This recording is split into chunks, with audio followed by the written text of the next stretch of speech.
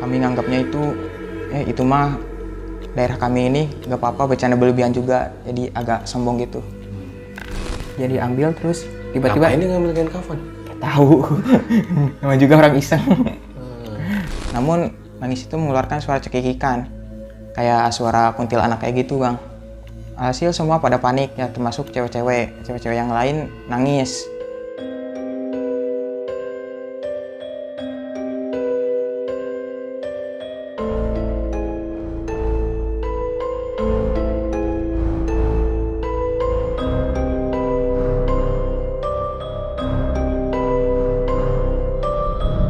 Om Mama, obrolan malam Jumat. Kembali lagi bersama gue Fajar Aditya di Om Mamat season 1. Dan di episode kali ini kita sudah kedatangan seorang narasumber yang mempunyai sebuah kisah ketika mendaki Gunung Salak. Selamat malam Mas Rama. Selamat malam mas. Gimana sih rasanya lu punya pengalaman seperti itu?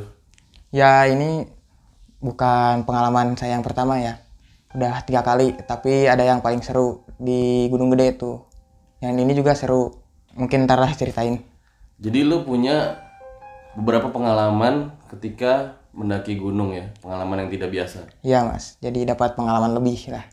Dan supaya lo tahu ya, jadi ceritanya Mas Rama ini sempat masuk di salah satu Instagram pendaki gunung dan juga beberapa media online ya. Iya. Gimana ceritanya kok bisa masuk ke beberapa media seperti itu?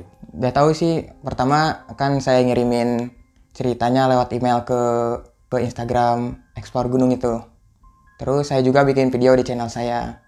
Dan lumayan lah ada yang nonton banyak. Dan ketika ada temen yang ngabarin, itu cerita saya ada yang diekspos di media. Jadi awalnya memang lo yang ngirim cerita ya ke Iya. Instagram tersebut. Dan yang awal sih YouTube dulu, baru Instagram. Jadi sebelum gue lanjutkan video pada kali ini, jangan sampai kalian ketinggalan salah satu video kita sebelumnya yang ini. So, langsung saja. Berikut adalah ceritanya.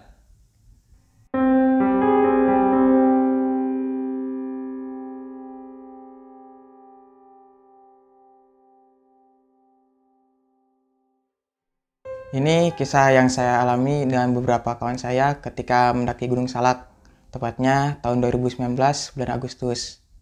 Kami mendaki ber-11 orang, 4 cewek dan sisanya cowok.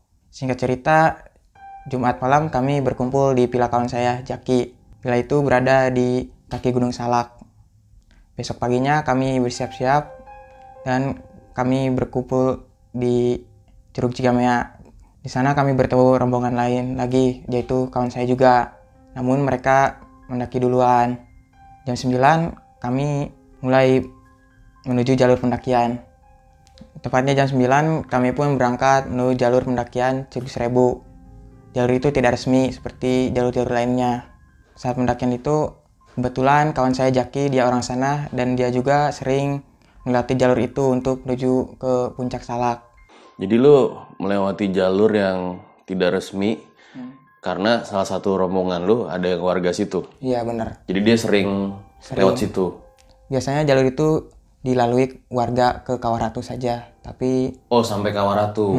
tapi tidak melanjutkan ke puncaknya. Tapi tidak sampai puncak.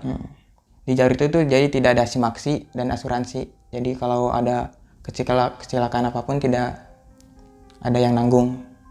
Jadi buat teman-teman jangan tiru yang saya lakukan nih. Kalau mau mendaki Gunung Salak, mending yang lewat resmi saja. Jadi kami berangkat setelah sekitaran sejam perjalanan, kami sampai di pandan hutan. Itu pandan hutan tuh kayak pohon pandan tapi banyak durinya. 30 menit kami melewatinya. Kami berjalan lagi dan bertemu 2 pendaki lain. Katanya dia ikutan event goat running. Goat running tuh kayak apa? Goat running tuh event-event pelari gunung gitu. Kami melewati itu pohon tumbang yang besar sekali. Di ujung pohon tumbang itu ada bekas-bekas bangunan, plesteran-plesteran gitu. Kami terus berjalan, akhirnya kami sampai di Kawaratu.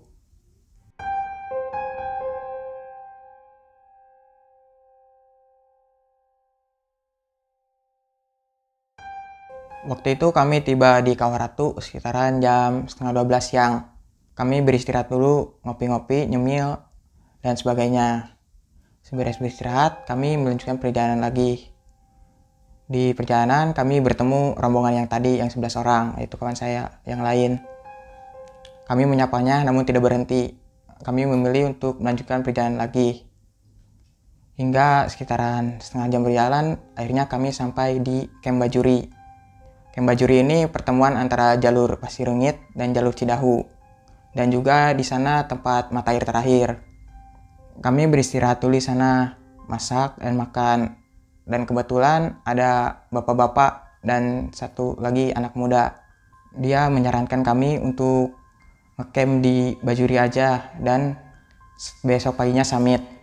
Kenapa kok bapak-bapak tersebut menyarankan seperti itu? Karena waktu itu masaknya beresnya jam 4 ya, setengah 4. Itu udah sore, jadi lebih baik ngecamp dulu, ntar besok paginya summit. Karena kalau kemalaman itu berbahaya banget.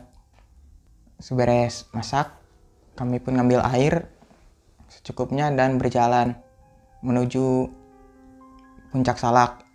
Kami berjalan dan mulai memasuki hutan. Treknya terbilang cukup berat karena mulai menanjak dan banyak akar-akar gitu. Hingga kami tiba di HM15 jam 5. HM ini banyak yang nanya yang HM ini apa, HM ini apa. Jadi HM ini adalah batasan jalur antara Bajuri dan Puncak Salak. HM ini totalnya ada 50. Dan satu HM itu terbilang 100 meter. Jadi dari Bajuri menuju Puncak Salak itu 5 kilo. Kami beristirahat di HM15 dan melanjutkan perjalanan lagi sambil bercanda-canda biasa. Kami nganggapnya itu mah daerah kami ini gak apa-apa, bercanda berlebihan juga, jadi agak sombong gitu. Baru sampai kurang lebih HM15 ke atas, satu kawan saya, Rena, cewek nih, dia nangis, dia pengen pulang katanya, dia gak kuat lihat jalurnya. Kami pun meledeknya karena dia terbilang cewek yang strong dan membujuknya. Daripada turun lebih jauh, mending naik ke atas, yang lumayan dekat. Akhirnya dia pun mau. Kami berjalan kurang lebih setengah jam, kami sampai di trek yang pakai telewebbing gitu. Itu biasa kami sebut dengan tanjakan setan versi 1. Setelah melewati itu, kabut pun datang dan mulai gelap. Dan mulai meneteskan rintikan hujan, gerimis jadinya. Kebetulan di situ ada lapak yang lumayan agak lega. Kami pun mendirikan bipak darurat untuk beristirahat karena udah gelap dan mau maghrib juga. Di sana kami sholat maghrib dan masak mie juga. Nah di sini si Sipa nih mulai agak aneh tatapannya, mulai agak kayak ngelihat apa gitu. Tatapannya juga agak kosong. Namun saya menyadarkannya dan saya bilang, "Pak, lihat ke bawah aja, jangan lihat kemana-mana. Ya udah hirauin aja," kata saya. Dia pun akhirnya nurut dan lihat ke bawah. Tanpa sadari yang lain nggak tahu, jadi saya doang yang tahu. Seberes beristirahat, karena hujan sudah reda, kami melanjutkan perjalanan lagi jam 7 malam.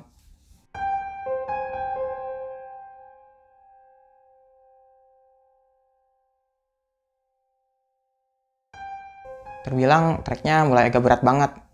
Mulai terlihat jurang-jurang di kiri kanan. Tiba-tiba kami bertemu dengan rombongan pendaki lain yang tektok, yaitu ada cowok dan ibu-ibu juga. Dia menanyakan pada kami apa benar mau terus jalan ke puncak, gak ngecamp aja di pos bayangan. Dia menyarankan lebih ngecamp aja di pos bayangan karena sudah malam dan penerangan kami cuma pakai HP doang tuh. Jadi kalau hujan susah. Di situ kami bersikeras ingin ngecamp di puncak. Ya gitu, gak ngelihat fisik teman-teman, jadinya ingin ngecamp di puncak karena tempatnya enak dan gak perlu ada kata summit gitu. Berarti agak egois dong ya, lu nggak lihat agak egois fisik yang lain juga. Jadi di perjalanan malam ini kami tidak bercanda-canda lagi seperti yang sebelumnya. Kami lebih baik fokus ke jalur aja. Seberes ketemu ibu-ibu itu sekitaran di HM 26 kalau gak salah, di kanannya tuh ada jurang dan tiba-tiba satu kawan saya, Cindy, sepatunya lepas. Kami berhenti dulu di sana. kami mau ngambil sepatu atau lanjut berjalan. Sepatunya masuk jurang? Masuk jurang lumayan agak dalam sih. Kami lebih baik melanjutkan jalan saja dan kawan saya mengoper sepatunya dan dia memakai sendal saja, mengalah.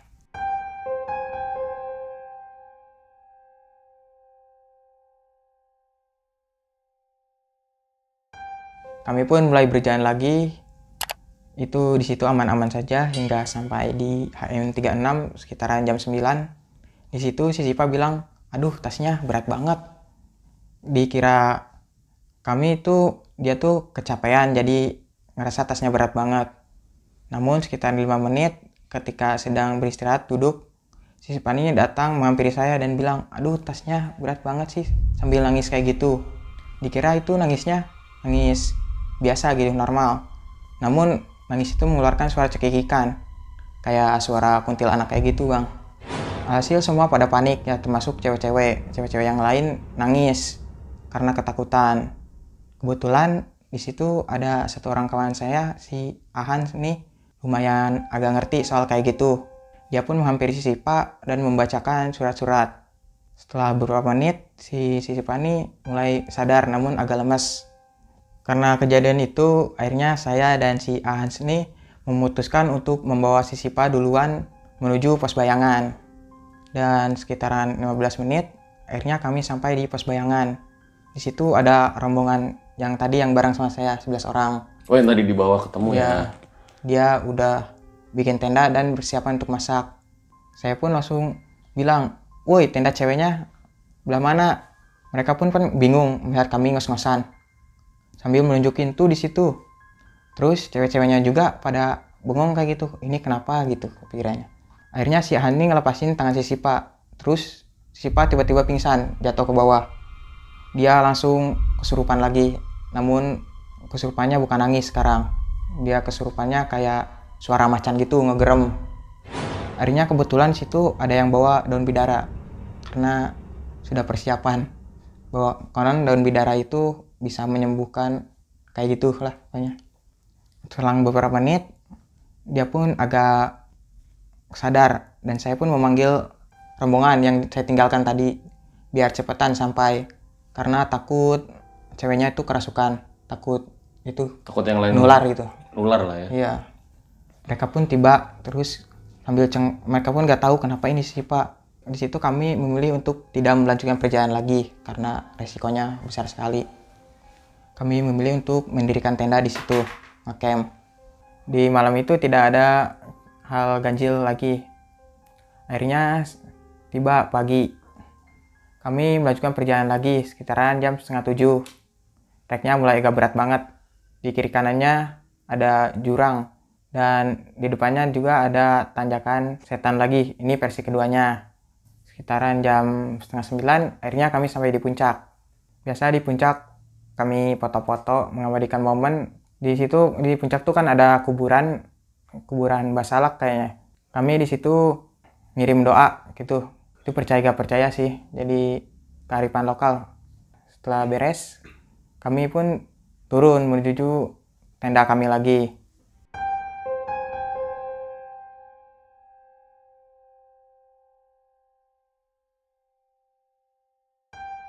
Akhirnya kami turun dari puncak sekitaran jam 11-an menuju tempat camp tadi, tempat tenda kami. Dan di situ juga rombongan yang lain pada turun. Tinggal rombongan kami saja. Di jam 3:30 kami pun turun. Di perjalanan turun tuh saya duluan. Jadi saya sampai di camp Bajuri duluan. Di situ saya nunggu teman-teman. Lu sendiri maksudnya? Iya, sendiri duluan. Terus kok lu ninggalin yang lain? Karena pikiran itu pekerjaan. Pekerjaan maksudnya? Saya bolos kerja. Oh. Jadi saya duluan, terus datang yang lain. Di situ kami berunding karena masih belum kenyang ya. Kami memilih untuk memasak lagi karena kalau pulang kami kemalaman, kalau masak juga kami kemalaman. Jam berapa posisi? Posisi jam 5-an kurang, 4:30 lah. Nah di situ si Ahan ini sholat. Sebenernya sholat dia manggil kawan saya Ariel. Nah si Ariel tuh kesana dan saya juga ikut. Si Ahan ini bilang kalau pasti ini kemalaman, terus pasti kena hal gaib lagi. Karena tadi pas turun si Caca nih lemes banget, dia hampir kerasukan. Akhirnya kami berunding, ya sudah bismillah aja, maksimal kami sebelum gelap kami udah lewatin kawah. Karena kalau semakin sore kawahnya semakin keluar gas beracun. Katanya juga di kawah Ratu itu mistisnya paling kental. Nah sekitar jam 5 lewat, beres masak, makan, kami pun lanjut turun. Sebelumnya itu berdoa dulu agar selamat. Pas turun kawah Ratu kaget. Di situ tuh ada sesajen kayak gitu.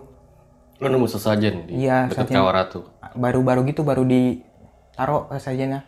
Oh. Masih seger. Aneh aja gitu, di Jawa Barat baru kali ini di gunung yang ada sesajennya, di Gunung Salak. Lo baru kali ini nemuin sesajen? Iya, di Gunung Jawa Barat.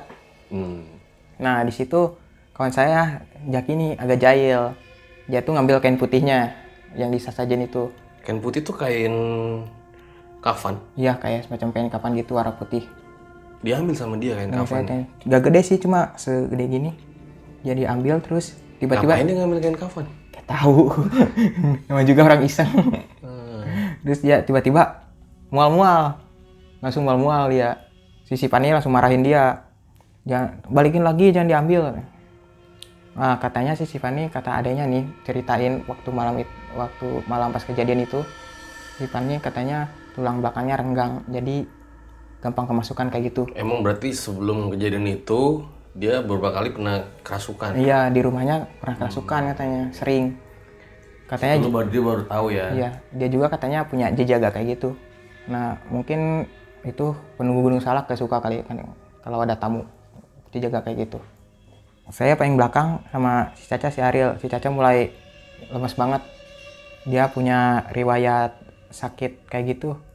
Jadi dia sering minum obat saat kecapean. Itu resiko juga sih bawa cewek kayak gitu. Terus dia lewat jalur tidak resmi, tidak patut untuk dicontoh.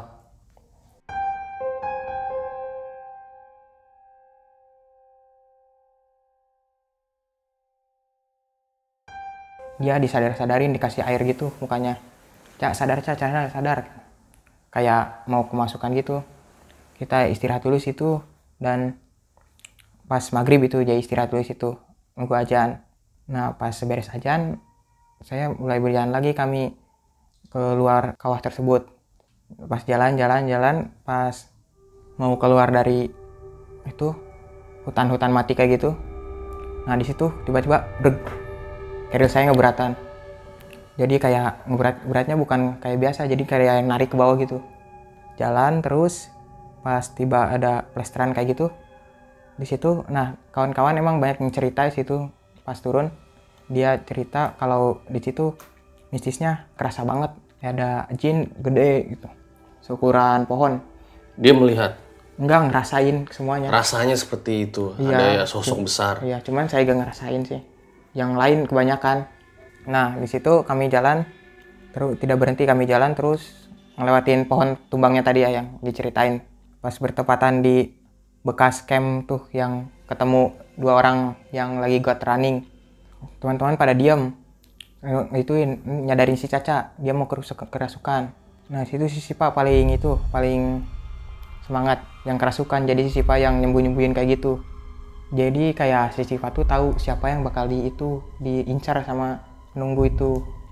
Jadi karena dia habis kerasukan, sekarang jadi bisa tahu siapa yang mau kerasukan lagi? Iya, emang dari dulu sudah tahu sih, sudah ngeliat kayak gitu. Jadi iya tahu nih. Oh, jadi memang dia punya kemampuan kelebihan lah.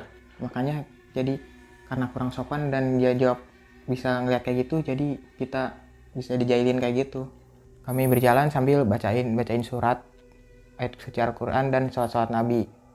Terus panjang jalan, dan di situ kawan saya Ariel ngerasa, dia cerita kalau di belakang kayak ada yang ngikutin.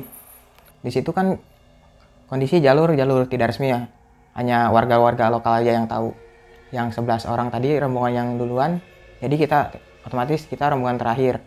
Dan yang paling belakang ini si Ariel, jadi ngedengar ada suara itu jalan di belakang, ada yang ngikutin. Katanya pas turun diceritain. Terus kita berjalan lagi hingga sampai di pohon pandan tuh, yang pohon pandan.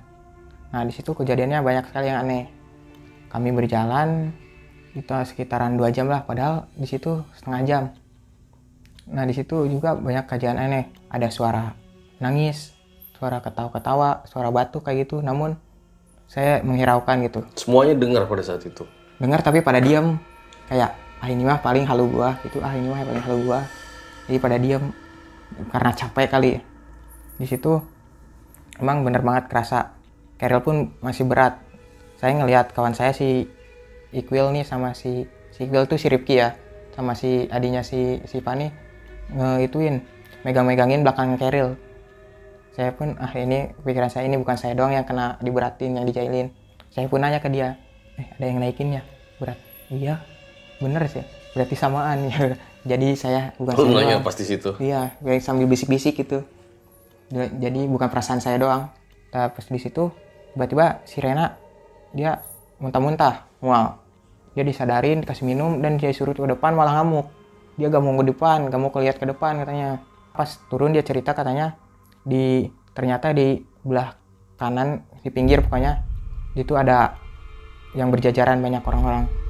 Itu tak kasat mata. Saya juga gak lihat sih, teman-teman bilang gitu si Rena. Katanya kita kayak ngelewatin kampungnya gitu. Lewat terus. Jadi kayak lu disambut sama iya, orang-orang yang berjejer gitu. Iya. Terus lu lewatin. Lihat aja gitu. Bukan si Rena doang yang bilang gitu. Si Ariel juga paling belakang ngerasanya ya gitu. Nah lewat terus masih aneh ya. Jalan kok di sini-sini aja. Gak berhenti-berhenti. Itu saya ngerasain. Namun saya tidak bilang ya. Aturan kami ngelewatin 2 jembatan malah 3 ya. Lu hitungin. Harusnya 2 tapi cuma ada 3. Pas perjalan pas berangkat ada 2. Sekarang ada 3. Jadi 2 jam di situ. Kok gak sampai-sampai, saya cuma diem ya, cuma gak nyeritain ke yang lain. Jadi muter-muter terus sampai 2 jam. Terus saya dalam hati saya bilang, kalau masih di situ lagi, saya mau bilang ke paling depan nih, si Jaki, kalau kita kayak disasarin. Terus berjalan, akhirnya keluar juga tuh dari hutan itu.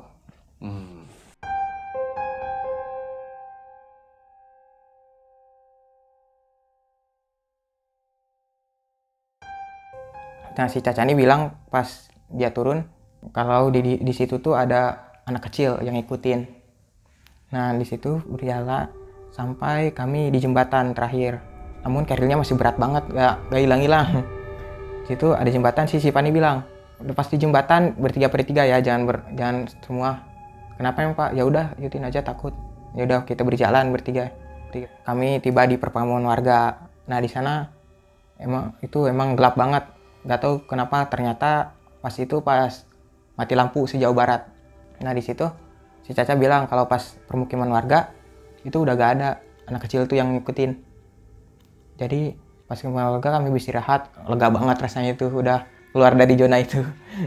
Kami berjalan terus sambil berjalan bilang dia, tadi kok lamanya di hutan pandan itu? Iya, lu juga ngerasa. Pas itu Keril masih berat banget. Sampai kami tiba di titik awal kami di Curug Cikamia. Di sana ketemu yang rombongan 11 lagi. Kami di sana bilang mereka, kenapa lama banget, turun jam berapa? Cerita kami gini. Mereka mah tidak diganggu apapun. Aman-aman aja. Jadi rombongan lu doang yang diganggu ya? Iya, mereka juga padahal ke maghriban pas di depan pandan.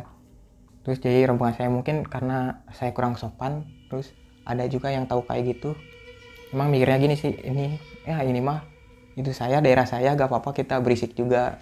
Jadi saya sendiri, terus soalnya kita lewat jalur tidak resmi. Itu dia guys, pengalaman luar biasa yang dialami oleh Mas Rama bersama teman-temannya. Gimana sih rasanya ketika ada salah satu rombongan lo yang mengalami kayak semacam kerasukan gitu ya? Ya itu pengalaman yang lebih dari mendaki itu. Pengalaman yang paling seru tapi takut juga. Jadi kita panik juga pasti lo ya? Ya pasti panik semuanya. Kita dapat pelajaran kalau dari gunung tuh kita harus sopan dan lebih baik jangan jangan lewat jalur tidak resmi, dan jangan lupa izin orang tua itu. Kalau ada rombongan yang kayak satu orang rombongan yang bisa kayak gitu, jadi harus nerima resikonya. Ya gue kan bingung ya sama lu sama temen-temen nih, kenapa memutuskan untuk lewat jalur tidak resmi, sementara kan kalau gue tangkap dari cerita lo berarti kan ada beberapa yang masih pendaki pemula juga kan? Kenapa kok lo mutusin lewat jalur nggak resmi gitu? Sebenarnya saya cuma ikutan ya. Jadi saya pertama ngajak 2 orang nih, Ril sama Jaki, yuk naik Gunung Salak. Dia kan udah pernah dia ngeledekin saya, ayo naik Gunung Salak. Saya sampai bolos kerja. Terus di situ ya udah ajakin yang lain, ya udah ajakin, ternyata di sana ada cewek, si Rena, terus si Cindy, si Rena itu termasuk kakak kelas saya waktu sekolah. Terus si Sipa, terus si Caca. Ini baru kenal nih sebenarnya, baru pertama kenal saya juga pendakian itu. Dia juga baru pertama, jadi teman tuh yang si Jaki, si Ariel tuh yang ambil resiko lewat jalur belakang aja. Kan rombongan yang 11 orang yang barengan itu juga mau lewat situ. Jadi kalau lewat resmi saya yang bayar katanya. Jadi yang bayar. Iya. Jadi mending itunya uangnya buat logistik aja, buat kita pos-posin di gunung gitu. Mungkin sekian kali ya cerita dari episode kali ini. Kebetulan juga lu katanya punya channel YouTube ya? Iya, punya. Tentang pendakian, bisa di subscribe ya. Nanti kita kasih di deskripsi. Dan kalau boleh gue ambil hikmah dari kejadian kali ini adalah ya kalau bisa ketika melakukan pendakian ataupun apapun ya, lewati jalur yang memang sudah ditentukan sebelumnya ya. Kalau di gunung jalur resmi. Dan sopan juga. Dan ya lu katanya juga sempet sombong ya. Bercanda kayak gitu. Sombong kayaknya karena memang orang situ katanya kan. Jadi ya kita orang takabur, terus juga bercandanya kelewatan mungkin ya. Ya itu mungkin yang bisa diambil. Dan satu lagi kalau menurut gua adalah jangan menjadikan cerita-cerita seperti ini membuat kalian menjadi takut. Akan tetapi seharusnya dengan cerita-cerita seperti ini kalian harus menjadi semakin yakin dengan kebesarannya. Demikian cerita Om Mamat pada episode kali ini. Jangan lupa kalau kalian suka dengan video-video ini di-share ke teman-teman kalian juga. Demikian dan ciao. Thank you bro.